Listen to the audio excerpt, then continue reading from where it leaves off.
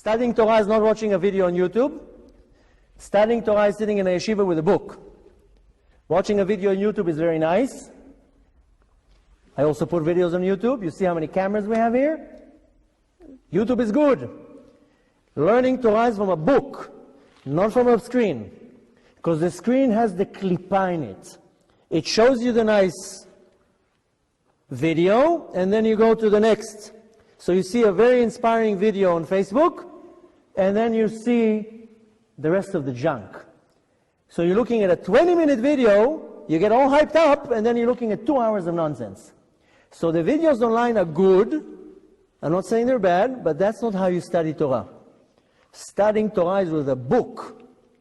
So when the Megillah tells us that you have to learn Torah, women also can learn. There's no prohibition. Women have to learn. They have to learn how to keep Shabbat. They have to learn laws of modesty, laws of Lashon Hara, how to teach their kids.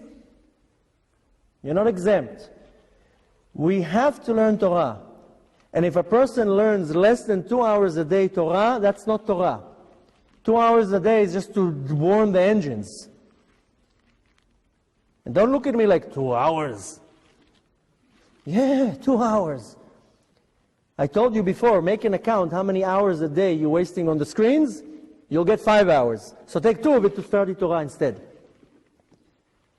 Studying Torah is you go in the morning to a synagogue. After you pray Shacharit, you learn 1 hour of Torah, half an hour, whatever you can. And at night, you go to a kollel. There's enough word to learn with watching a video or putting a disc in the car. These are good. This is time to fill in the space.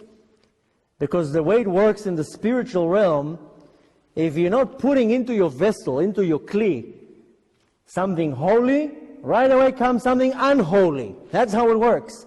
So if my mind is constantly, I'm injecting it with holy things, that there's no room for unholy things. So when you drive, when you walk, when you do whatever you can, yeah, you make the CDs play and the videos on YouTube run. That's for the mind to be constantly occupied with inhaling or putting in me thoughts of Kedusha, of holiness. The second that I stop that, then come the junk in. But learning Torah is from a book. Why?